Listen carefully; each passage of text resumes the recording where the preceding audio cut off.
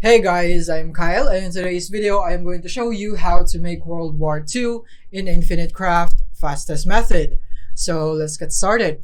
So the first thing we will do is Earth, and then another Earth to create mountain, and then once you have mountain, you want to go for Earth again, and then water, and then you'd have plant, and then you want to go for wind with plant to create dandelion, and then add water to create wine.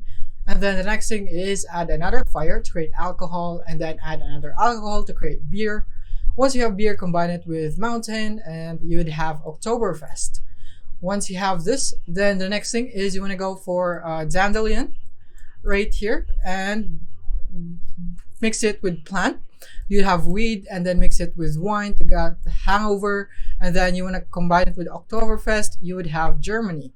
All right, so now once you have Germany, the next thing that you should do is you want to go for dandelion right here, and then you want to go for Mars right here and add it with plant right here. And then once you have potato, add it with dandelion.